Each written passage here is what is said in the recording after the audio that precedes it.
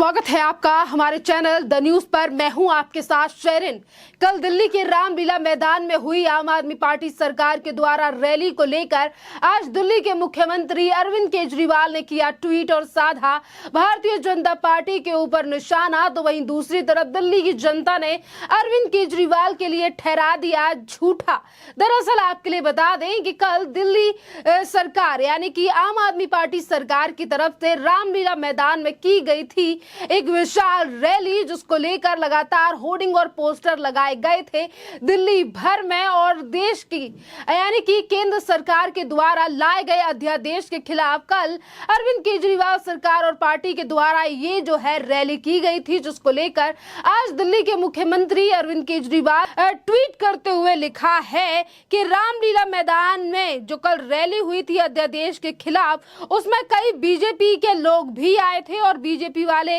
भी ये कह रहे थे कि मोदी जी ने अध्यादेश लाकर सही नहीं किया है। जहां एक तरफ अरविंद केजरीवाल यानी कि दिल्ली के मुख्यमंत्री ये दावा कर रहे हैं कि बीजेपी के भी कुछ लोग इस रैली में आए थे और ये कह रहे थे कि पीएम नरेंद्र मोदी की सरकार के द्वारा जो अध्यादेश लाया गया है ये अध्यादेश सही नहीं है या फिर पीएम नरेंद्र मोदी ने गलत किया है। इसी को लेकर आज जनता दिल्ली के मुख्यमंत्री अरविंद केजरीवाल के ऊपर उठा रही है सवाल और कह रही है कि तस्वीरें हमने देखी हैं सोशल मीडिया पर, इस रैली में तो आपके खुद के लोग नहीं आए थे और आप कह रहे हैं कि बीजेपी के लोग आएंगे। लोग आए थे, अगर आप इतना ज्यादा श्योर हैं तो 2-3 लोगों की लिस्ट बना दीजिए या फिर बता दीजिए कि आखिरकार आपकी इस रैली में कौन आया था। जहां आपके खुद के कार्यकर्ता नहीं दिखाई दे रहे थे, इस रैली में कुर्सियां जो है वो खाली पड़ी थी। और कितना झूठ बोलोगे मुख्यमंत्री जी, ये लगातार जो बातें हैं वो दिल्ली की जनता की तरफ से अरविंद केजरीवाल को लेकर की जा रही है।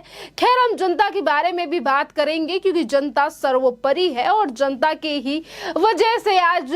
यानी कि तमाम जो राजनीतिक पार्टियां हैं वो सत्ता में हैं। पर हम बात करते हैं कि जिस अध्यादेश को लेकर कल दिल्ली सरकार की तरफ से इस रैली का आयोजन किया गया, उस रैली को लेकर काफी ज्यादा जो है वो ट्रोल भी हुए। कल दिल्ली के मुख्यमंत्री अरविंद केजरीवाल के किस तरीके से कहा गया कि ये विशाल रैली होगी और वहीं दूसरी तरफ इस रैली में जो है वो इनके खुद के कार्यकर्ता ज्यादा नहीं पहुंचे और अध्यादेश को लेकर लड़ाई लड़ने वाले और तमाम विपक्षी पार्टियों से बैठक करने वाले दिल्ली के मुख्यमंत्री अरविंद केजरीवाल ने कल अध्यादेश को लेकर एक शब्द भी नहीं कहा, बल्कि उन्होंने फिर घिसी पिटी एक कहानी सुनाई। ये बातें हैं जो है लगातार दिल्ली के मुख्यमंत्री अरविंद केजरीवाल को लेकर की जा रही हैं। दरअसल आपके लिए बता दें कि जिस अध्यादेश को लेकर दिल्ली के मुख्यमंत्री अरविंद केजरीवाल ने तमाम राजनीतिक पार्टियों से बैठकें की, मुलाकात की, इस अध्यादेश पर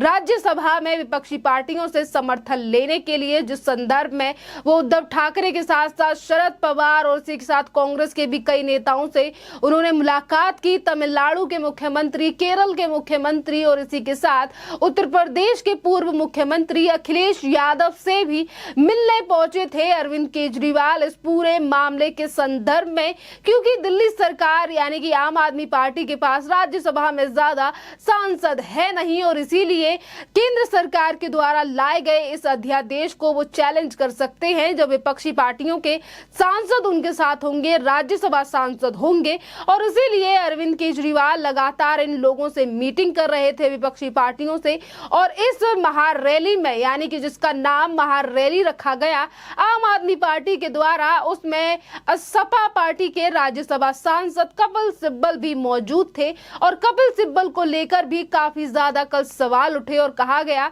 कि कपिल सिब्बल को बुलाने का ये एक कारण है कि अरविंद केजरीवाल के नेता कई जो है वो पहले ही फंस चुके हैं। कोई यानी कि एक मनी लॉन्ड्रिंग का मामला है, तो वहीं दूसरी तरफ दिल्ली में हुआ शराब घोटाले का मामला, तो वहीं तीसरी तरफ दिल्ली के मुख्यमंत्री अरविंद केजरीवाल सुप्रीम कोर्ट के अधिवक्ताओं से बनाकर रखना चाहते हैं। इसीलिए उन्होंने समाजवादी पार्टी के राज्यसभा सांसद कपिल सिब्बल को अपनी इस महारैली में बुलाया। और जिस अध्यादेश को लेकर आज अरविंद केजरीवाल जो है वो लगातार अपोज कर रहे हैं, ये कह रहे हैं कि दिल्ली सरकार को काम करने नहीं दिया जा रहा, केंद्र सरकार के द्वारा जो अध्यादेश लाया गया है वो गलत अध्यादेश है। दरअसल आपके लिए बता दें कि पहले सुप्रीम कोर्ट में हिस्सों को लेकर यानी कि जो सालों से लड़ाई चल रही थी कि आखिरकार दिल्ली पर ज्यादा अधिकार किसका है, क्या वो दिल्ली के एलजी हैं या फिर सरकार है, तो इसको लेकर सुप्रीम कोर्ट की तरफ से पिछले ही महीने 6 तारीख को एक फैसला सुनाया गया था, जिसमें सुप्रीम कोर्ट की तरफ से कहा गया था कि जो लॉ एंड ऑर्डर तमाम जो चीजें हैं यानी कि अधिकारियों से संबंध रखती जो चीजें हैं उस पर अब दिल्ली सरकार फैसला ले सकती है और मोहर लगाने का काम जो है वो एलजी की तरफ से किया जाएगा। और जैसे ही ये फैसला सुप्रीम कोर्ट यानी कि सर्वोच्च न्यायालय की तरफ से सामने आया था, उसके बाद आम आदमी पार्टी सरकार के मंत्री सौरभ भारद्वाज ने एक आईएएस अधिकारी का रातों रात कर दिया था तबादला। दिल्ली के मुख्यमंत्री अरविंद केजरीवाल ने भी ये कहा था कि हम जो है अब वो बदलाव करेंगे, अधिकारियों को बदलेंगे और इसी के चलते जो है वो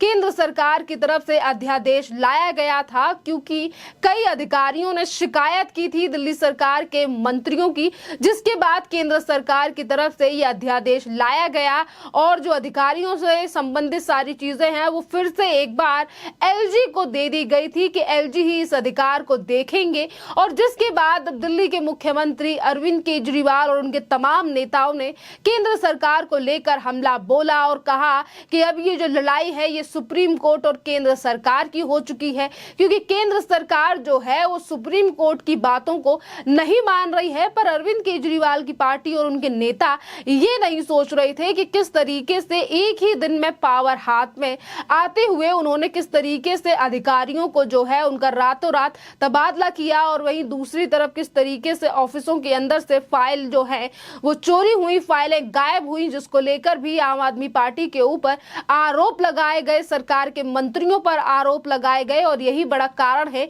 कि केंद्र सरकार की तरफ से यह अध्यादेश लाया गया और इसी अध्यादेश को रद्द कराने के लिए अरविंद केजरीवाल लगातार विपक्षी पार्टियों से बैठक कर रहे हैं, उनसे समर्थन मांग रहे हैं और इसीलिए कल ये रामलीला मैदान में रैली की गई थी, जिसको लेकर सच्चाई भी सामने आई कि कल भी कई वीडियोस जो हैं वो सोशल मीडिया पर वायरल हुई इसी रैली की, जिसमें जनता ये तक कह रही थी कि हमें तो 500 रुपए देकर बुलाया गया है पर अभी तक वो 500 रुपए भी नहीं मिले हैं हमें। इस तरीके की कई वीडियो जो है वो सोशल मीडिया पर आप देख सकते हैं इसी महा रैली से संबंधित। और आज वही कारण है कि आज दिल्ली के मुख्यमंत्री अरविंद केजरीवाल के इस ट्वीट को लेकर लगातार सवाल उठाए जा रहे हैं, जिसमें दिल्ली के मुख्यमंत्री ये दावा कर रहे हैं कि हमारी इस रैली में बीजेपी के भी कई लोग आए थे और वो केंद्र सरकार के खिलाफ बोल रहे थे। आपके लिए बता दें कि इसी